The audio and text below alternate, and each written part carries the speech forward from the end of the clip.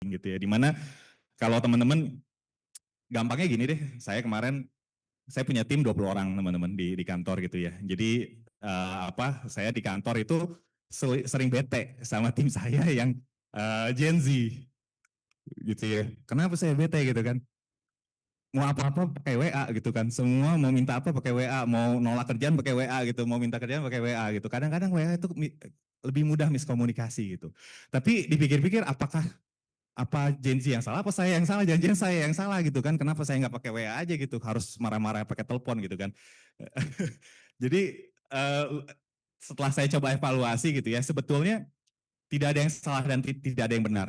Cuma memang ada apa stereotip yang berkembang ya sekarang ini bahwa Gen Z seperti itu, milenial seperti itu. Saya rasa semua generasi itu punya value yang berbeda karena memang perkembangan zaman, teknologi dan lain-lain gitu ya. Saya kemarin diledek juga sama tim saya kan saya mau cari tutorial ini dong, tutorial apa ya? Pakai tools apa gitu. Saya tolong cariin di YouTube. Wah, zaman jebot pakai YouTube, sekarang pakai TikTok Pak gitu. Jadi saya juga ketawa juga gitu ya. Jadi memang ada value yang berbeda gitu. Nah, artinya sebetulnya apa? Dengan memahami bahwa ada value yang berbeda, mungkin ada waktunya kita give it a benefit of the doubt. Maksud saya benefit of the doubt itu adalah contoh ya.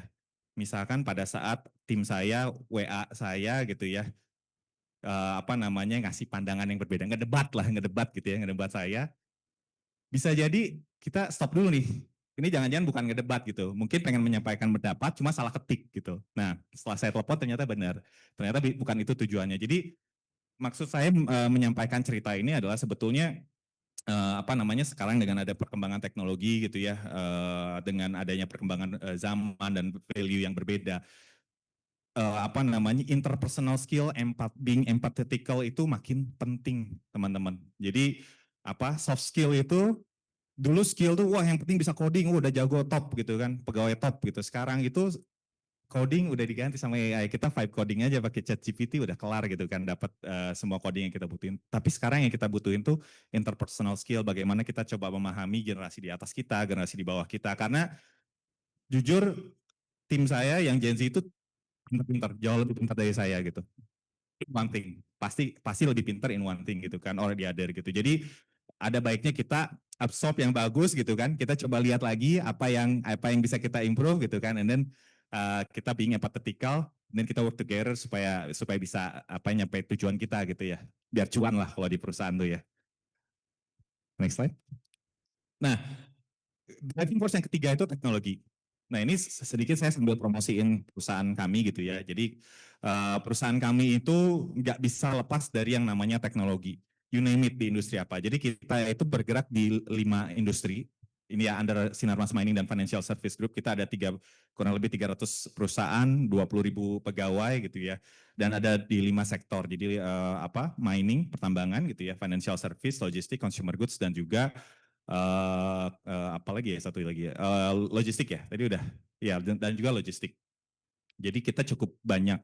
Nah, teman-teman mungkin mikir, wah teknologi berarti ini Gojek ya, gitu ya. Perusahaan kayak Gojek, enggak juga, bahkan di perusahaan tambang sekalipun, yang ibaratnya kerjanya cuma gitu ya, tambang batu bara ngeruk, taruh di sini, buang sampah di situ, gitu kan, balik, jual, dapat duit.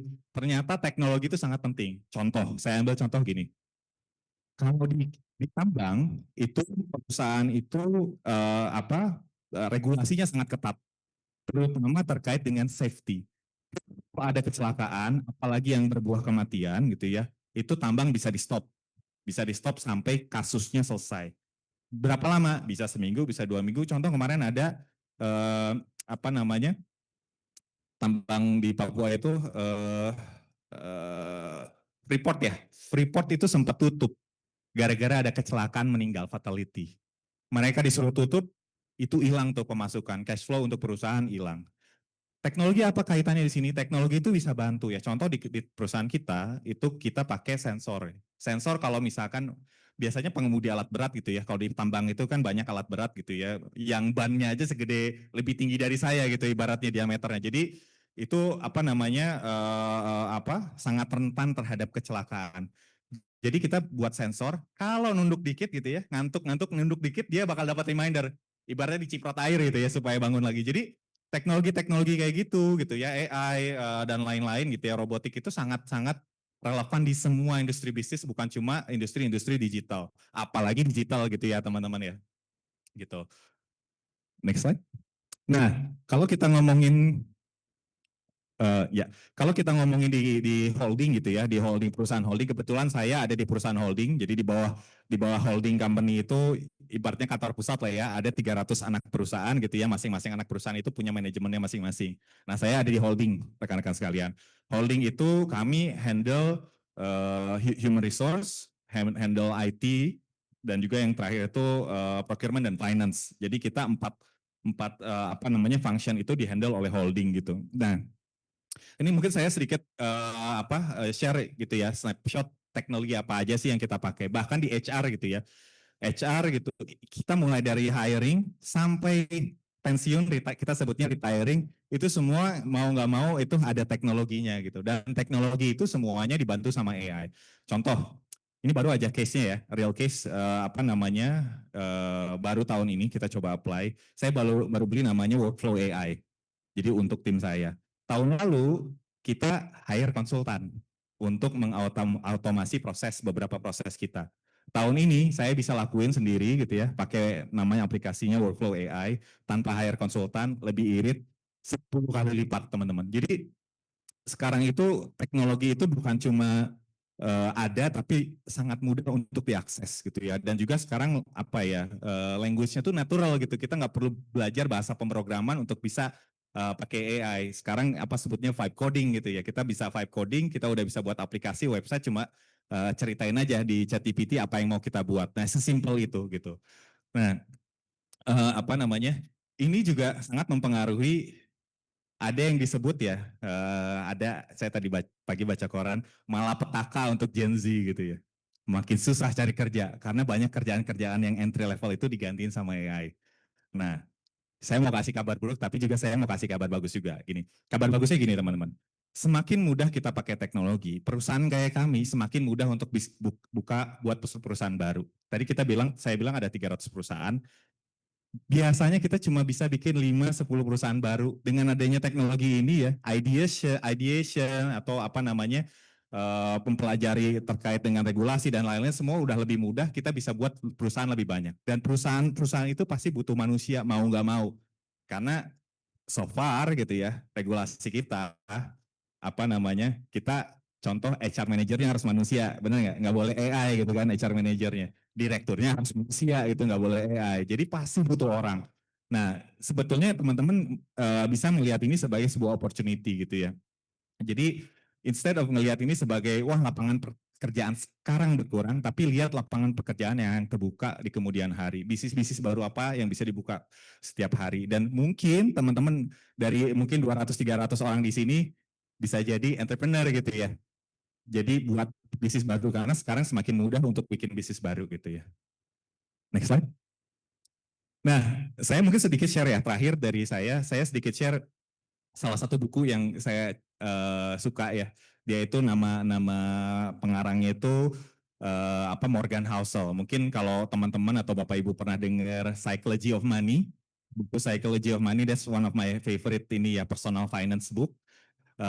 Ini berapa dia buat lah. Ada buku yang paling baru namanya The Art of Spending ya. Cuma ini salah satu buku yang ngena di saya gitu. Kenapa? Karena ini relevan banget sama kita sekarang. Jadi di semua perubahan teknologi, cara hidup manusia, generational value dan lain-lain, ternyata ada hal-hal prinsip-prinsip yang nggak pernah berubah sepanjang masa. Mungkin kalau lihat di sini banyak banget gitu ya, tapi saya nggak akan cover semuanya. Mungkin next slide. Saya akan cuma cover beberapa aja. Jadi di sini ada salah satu ini apa namanya, quotes-nya adalah terkait best story wins, tiny and magnificent, dan juga it's supposed to be hard and keep running. Jadi mungkin next slide. Nah, interestingnya di sini, kenapa saya bilang relevan? Di sini mungkin saya kasih contoh sedikit ya. Tiny and magnificent itu sesuatu yang pada dasarnya kita ngelihat itu sesuatu yang kecil gitu ya. Ternyata kalau misalkan kita kumpulin gitu ya, kita collect, compounding akan menjadi sesuatu yang besar dan jadi aset buat kita. Ideanya seperti itu. Nanti saya akan bahas lebih lanjut ya. Yang kedua adalah best story wins. Best story wins itu adalah no matter how smart you are, no matter how many data, that you have gitu ya, seberapa akurat, seberapa kaya datanya. At the end of the day, those who can tell the story better will win the competition. Ini nggak bisa digantiin sama teknologi, gitu ya. Dan yang ketiga adalah keep running. Jadi we know, everybody knows it's hard, tapi at the end of the day we have to keep running gitu ya. Walaupun ada stumble block di depan kita, we have to tetap maju gitu ya. Jangan sampai kita putus asa gitu. Next slide. Nah, ini contoh aja. Jadi dalam buku itu sih dia bahasnya terkait dengan financial gitu ya, compounding interest. Jadi that's kalau katanya bahasanya Albert Einstein itu the biggest force in life adalah compounding interestnya bank gitu ya. Jadi bahkan Einstein pun bilang kayak gitu. Tapi di sini mungkin saya akan coba kaitkan dengan konteks kita hari ini gitu ya.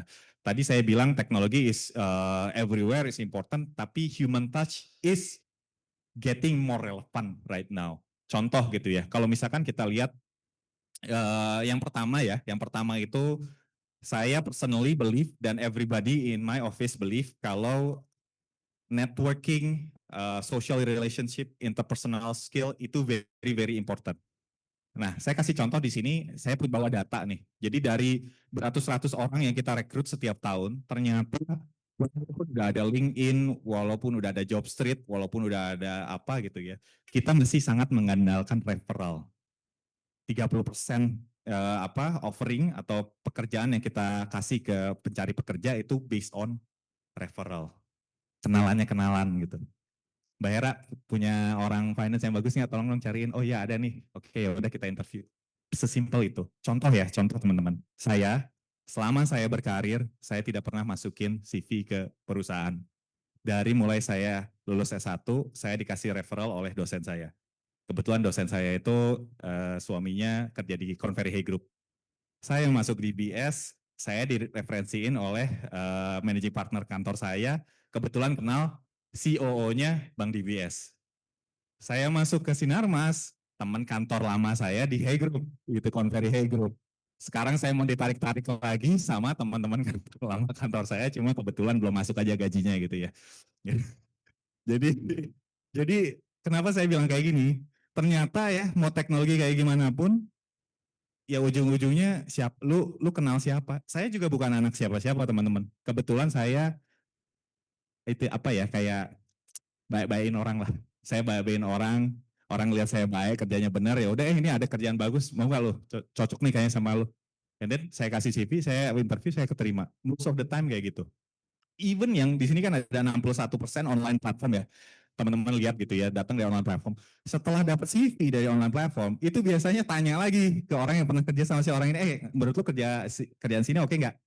Most likely kalau dia bilang enggak, walaupun di CV-nya bagus, nggak akan direkrut teman-teman. Garanti.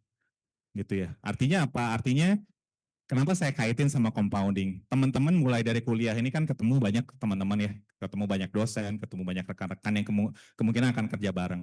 Tabung-tabunglah relationship, tabung-tabunglah interpersonal relationship dengan teman-teman yang ada sekarang gitu. Karena I guarantee you 100% nanti pasti akan ada manfaatnya di kemudian hari gitu. Itu yang pertama. Yang kedua, tabung-tabung ilmu. Nah, tabung-tabung ilmu kenapa? Di sini mungkin di yang chart sebelah kiri ini saya kemarin stumble upon gitu ya. Kebetulan baca reportnya World Economic Forum gitu ya. Jadi World Economic Forum itu dia buat survei setiap 2 tahun, 3 tahun sekali terkait dengan surveinya ke perusahaan-perusahaan yang di seluruh dunia multinasional, perusahaan-perusahaan besar ratus-ratus atau bahkan ribuan perusahaan gitu ya. Dia nanya, kira-kira dalam 5 tahun ke depan skill yang dibutuhkan oleh perusahaan Anda itu masih relevan nggak sih? Nggak mostly sih, above 50%, hampir 40% bilang yes akan berubah. Nah, ini agak serem nih. Kenapa? Karena bisa jadi yang teman-teman pelajaran di tahun pertama kuliah, pada saat teman-teman lulus sudah nggak relevan. Jadi artinya apa sih? Artinya bukan saya ini ya menjelek-jelekan universitas atau perguruan tinggi atau seperti apa ya. Karena saya juga kan kuliah ya, dulu S1, S2 gitu. Tapi artinya it doesn't stop there. Belajar itu nggak stop di kelas perguruan tinggi. Jadi setiap hari kita harus nabung apa sih yang bisa kita pelajari gitu ya. Contoh saya sebisa mungkin ya, sedisiplin mungkin setiap hari saya read 5 minutes on new things yang saya nggak tahu. 5 minutes setiap hari, compounding setiap hari gitu. Jadi menurut saya itu relevan juga ya untuk teman-teman bisa tahu tren yang ada sekarang seperti apa, teknologi-teknologi seperti apa gitu ya. Jadi supaya saya juga nggak kalah gitu sama yang muda-muda gitu ya. Karena kadang-kadang kalau saya punya tim yang lebih muda, lebih lebih berwawasan, saya ditipu-tipu juga gitu sama tim saya gitu kan, nggak mau ya ditipu-tipu ya. Jadi saya harus nggak perlu lebih pintar tapi at least knowledgeable about what they are talking about. Gitu. Oke, next slide. Nah, yang kedua adalah best story wins. Best story wins ini menarik gitu ya. Uh, jadi kalau saya bilang kalau jago cerita lebih mudah dipercaya daripada even pakai dilengkapin pakai data.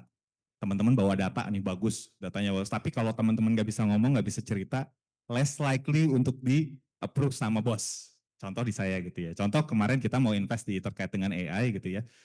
Jadi saya coba 2 kali gitu ya, 2 kali. Yang pertama gagal, yang kedua kali akhirnya approve. Yang pertama saya bilangnya Pak, ini improvementnya segini, apa namanya perusahaan-perusahaan lain udah pada pakai nih Pak. Jadi kita kayaknya harus ikut pakai, nggak buy-in. Tapi saya coba susun cerita Pak, kalau saya lihat gitu ya, ini apa namanya kita bisa improve efficiency by 25% gitu. Dan dengan 25% ini kita bisa ahead of our competitor gitu ya. Kita punya komputer 3, dua-duanya belum pada pakai. Kita kalau kita bisa pakai ini kita bisa tingkatin efisiensi dan mungkin profitability kita naik 2%. Sold, langsung buy gitu. Jadi untuk salah yang sama, cara cerita yang berbeda ternyata impact-nya bisa berbeda gitu. Nah, ini nggak bisa digantiin teman-teman sama teknologi. Mungkin teman-teman kalau tanya chat GPT gitu ya, bisa tanya, buatin gua dong script buat presentasi ke bos, bisa. Tapi at the end of the day ada faktor lain, confident level pada saat kita presentasi. Karena kalau misalkan kita kelihatan nggak confident, lu mau gua investasi 100 miliar, tapi lu nya aja nggak pede gitu kan. Gimana gua mau kasih lu duit gitu. Itu satu. Yang kedua, relationship kita juga sama bos kita. Kadang-kadang ya, kalau bos kita udah bete, kita mau proposal apapun nggak akan diterima. Mau datanya bagus atau kayak gimana nggak akan terima. Jadi panjang tuh ceritanya gitu. Unfortunately that happens gitu ya. Gak cuma kita harus pintar, tapi kita juga harus bisa komunikasi dengan baik. Gitu. Mungkin slide terakhir dari saya ya. Next slide. Next slide. Ya, jadi ini yang terakhir mungkin quotes dari bukunya aja gitu ya. Jadi success, meaningful work, and lasting achievements are the result of a sprint or an explosive burst. Instead, they come from continuing to show up, persist, and endure long after others have stopped. Jadi sempat gitu ya, kita tahu depan ini susah banget cari kerja and so on, tapi keep doing something, keep dan cari ceruk untuk kita bisa exploit. Mungkin itu aja dari saya. Terima kasih banyak. Terima kasih. Kasih tepuk tangan. Sangat menarik ya. Terima kasih Pak. Oke. Pembicara selanjutnya adalah Ibu Hera Oktaviani. Oke, ini di scan dulu. Setelah itu slide berikutnya. Iya, ini titipan sponsor Pak. Ini sosial media kita, silakan ya teman-teman kalau ada yang ingin tahu perusahaan kita. Siapa tahu bisa dapat kerja di sini ya. Gajinya banyak setahu saya kalau kerja di Sinarmas ya.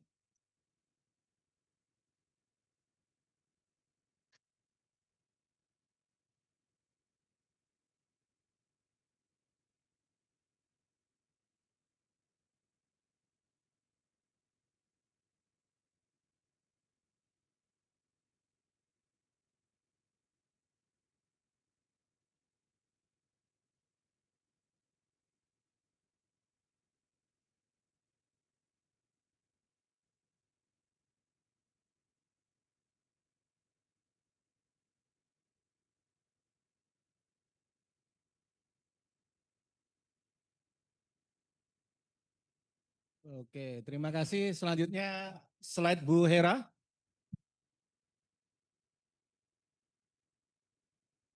Oke, jadi coba slide-nya Bu Hera.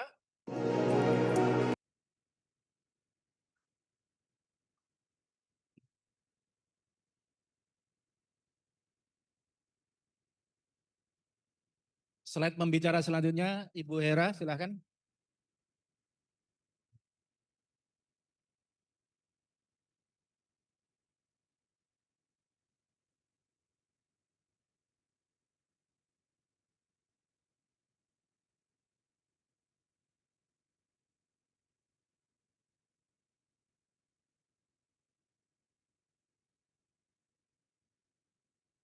Oke, selanjutnya adalah Ibu Hera Oktaviani. Jadi kira-kira beliau lahir bulan kapan? Ada yang tahu? Oktober, pinter ya. Oktober. Jadi di sini perayaan ulang tahun beliau. Bu Hera Oktaviani ini asalnya juga dari Bandung ya. Dulu tinggal di mana? Buah Batu ya. Kemudian S1-nya Universitas Parahyangan. Jurusan apa? Ada yang tahu? Filosofi ya. Kemudian beliau ngambil S2 Magister Manajemen di Binus University. Kebetulan saya salah satu dosennya ya. Saya selain ngajar di Bandung, saya ngajar di Senayan, Magister Management. Beliau adalah salah satu mahasiswa terbaik saya, ya, rajin bekerja, ya. Jadi kalau jadi mahasiswa saya, ya, rajin belajar, nilainya bagus tuh, duitnya banyak kayak beliau, ya, duitnya banyak, ya. Beliau bekerja di ENY dulu. ENY singkatan apa? ENY, EY, singkatan apa? EY singkatan apa? EY. Ernst Young, ya. Ernst Young itu salah satu konsultan terbesar di dunia dan di akhirat, ya. Itu Big Four. Sebutkan tiga nama lainnya. Selain EY, EY, siapa lagi? Oke, konsultan terbesar di dunia. Ada empat. Salah satunya EY. Tiga lagi apa? Ya, ya, Accenture, Deloitte, kemudian KPMG, ya, KPMG, ya. Nah, beliau pernah bekerja di perusahaan konsultan terbesar di dunia dan di akhirat juga, ya. Willis Tower Wilson, ya. Kemudian sekarang beliau di Tech Connect, yaitu adalah holding company Sinarmas Mining and Financial Services. Kami persilahkan. Mana tepuk tangannya? Cek, cek. Siapa? Kalau sama Pak dosen siapa ya? Oke, selamat pagi teman-teman. Pagi masih semangat ya hari ini karena wajib ya dapat nilai poin kata Pak Doni tadi. Oke, saya lebih tadi kan Mas Rizal sudah menyampaikan macro things ya dari Tekonek. Tekonek itu tadi mungkin ada teman-teman yang baru join dari holding company-nya Sinarmas untuk pilar finance mining. Nah, karena betul tadi kalau kata Pak Syamil kebanyakan duit. Nah, ini jadi dia bikin teknologi company sekarang. Nah, kebetulan saya kerja di sana. Ini namanya S Quantum Engine. Nanti kalau teman-teman browsing itu SQE Sinarmas nanti akan keluar tuh. Seperti itu. Jadi Sinarmas itu punya investment company. Di situ ada sekurang-kurangnya 30 perusahaan. Pertanyaannya, Mbak Hera, gue bisa daftar nggak? Ada yang udah lulus, sorry, udah tahun keempat mau lulus di sini? Enggak ya? Semester 3 mungkin? Ini semester berapa ya? Ganjil mungkin Pak? Satu ya, oke satu. Kita juga ada internship ya, Mas Rizal ya. Oke, kerjasama enggak sama BINUS? Kebetulan sudah. Jadi dengan alumni BINUS di grup yang saya punya, itu kita sudah juga, mungkin teman-teman pernah dengar Apple Academy kan, yang di BSD. Nah, kita juga akan bikin kerjasama seperti itu antara SQE dengan Apple juga. Dan kita butuh juga banyak rekan-rekan yang bergerak di bidang teknologi, digital kreatif, dan lain sebagainya. So, tetap pantau tadi websitenya Mas Rizal ya. Kita pasti akan posting karir juga di sana. Seperti itu. Oke. Judulnya adalah di sini How Humans and Machine Shapes Tomorrow's Creativity That Creates Impact. Oke. Teman-teman di sini ada yang punya bisnis nggak? Udah ada punya bisnis? Oke. May I know? Boleh tahu bisnisnya apa? Sebenarnya cuma kayak toko doang sih, dagang biasa. Dagangnya tuh kayak kayak contohnya kayak bumbu-bumbu, garam, yes, kayak gitu-gituan sih. Revenue-nya berapa? Tahun? Kayak keuntungan per bulan ya. Iya. Sebenarnya kalau keuntungan per bulan sih kita nggak terlalu jelas, cuman omsetnya sih ada sih per minggu kita ngitungnya. Ada ya? Mantap. Siapa namanya? Jori. Oke. Teman-teman, ada contoh dari Yori. Dia jual bumbu masakan. Tadi Yori bilang cuma. Tapi ada nggak yang ide jual bumbu masakan teman-teman di sini? Selain Yori. Ada nggak? Dan ini ada 100 orang lah mungkin di sini ya. Kalau saya hitung ya, lebih. Ada nggak yang ide jual bumbu di sini? Nggak ada kan? Oh ada, Pak yang putih tadi. Oh, enggak. Oke, so what it means, Yori dibandingkan 100-200 orang di sini, dia punya value atau impact. Kalau kita nggak punya bumbu, bisa masak enggak? Ada Indomart, Mbak. Ada Alfamart, Mbak. Yes, can. But Yori, who knows? Can be the distributor, begitu. Bisa jadi supplier, maaf kok distributor. So, keep in mind, this is not just only Yori. Karena belajar entrepreneurship mulai dari bawah.